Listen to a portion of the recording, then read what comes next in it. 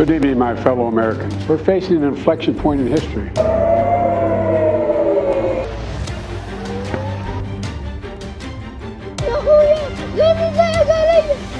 Israel का रक्षा कवच बन अमेरिकी सेना तैनात। उत्तरी लाल सागर में तैनात अमेरिकी नौसेना के युद्धपोत हवा में ही कर रहा हमास की मिसाइलों को तबाह। इजराइल के साथ ही अमेरिका यूक्रेन की बढ़ाएगा रक्षा।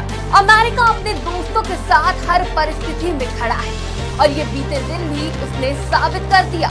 गुरुवार को अमेरिकी नौसेना के युद्धपोत ने इजराइल की ओर जा रही मिसाइलों को हवा में ही मार गिराया। ये मिसाइलें इजराइल में तबाही मचाने के मकसद से दागी गई, लेकिन दुश्मनों के मंसूबों पर पानी फेरते हुए अमेरिका उत्तरी लाल सागर में सीना ताने खड़ा है। दुश्मनों के हमलों को नाकाम करने और इजराइल की सीमा में घुसपैठियों को रोकने के लिए अमेरिकी नौसेना के युद्धपोत की तरफ से लगातार सैन्य कार्रवाई को अंजाम दिया जा रहा है, लेकिन इसका असर इराक और सीरिया में भी देखने को मिल रहा है। इस युद्ध में अमेरिकी सेना को भी ड्रोन हमलों का शिकार होना पड़ रहा है।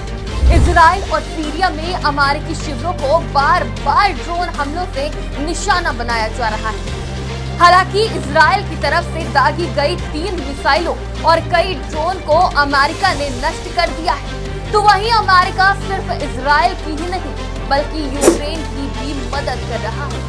अमेरिकी राष्ट्रपति जो बाइडेन ने 19 अक्टूबर की रात को ओवल ऑफिस को संबोधित करते हुए इजराइल और यूक्रेन के लिए अमेरिकी सैन्य सहायता बढ़ाने की बात कही।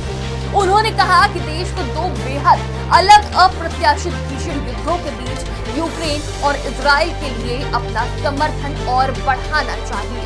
हालांकि इसके लिए अभी तक उन्होंने आधिकारिक तौर पर हामी नहीं भरी है, केवल संकेत ही दिए। लेकिन उम्मीद की जा रही है कि आज यानी 20 अक्टूबर को अमेरिका से इस विषय में कुछ फैसला लिया जा सकता है। अमेरिकी राष्ट्रपति ने कहा कि संभवतः ये युद्ध लंबा चल सकता है। अपने संबोधन के दौरान उन्होंने इस बात पर खास जोर देते हुए कहा कि ये अमेरिका की राष्ट्रीय सुरक्षा के लिए काफी महत्वपूर्ण है।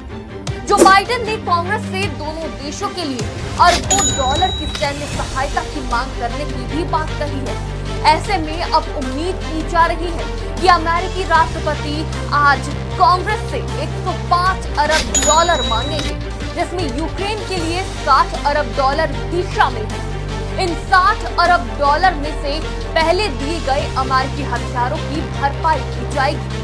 इसके अलावा इजराइल के लिए 14 बिलियन डॉलर, मानवीय सहायता के लिए 10 billion dollar, US Mexico border management और फेंटेनाइल में तस्करी से लड़ने के लिए 14 बिलियन डॉलर और इंडो पैसिफिक क्षेत्र के लिए 7 बिलियन डॉलर लिया जा सकता है।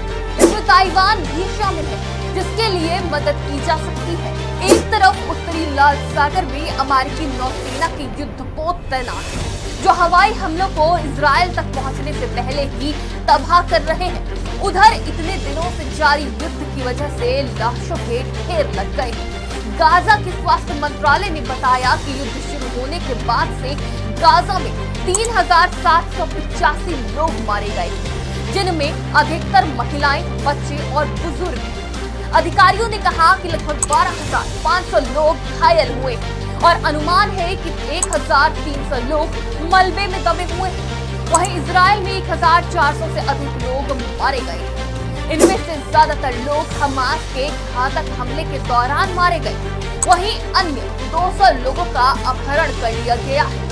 इजरायली सेना ने कहा कि उसने 203 बंधकों के परिजनों को सूचना दे दी।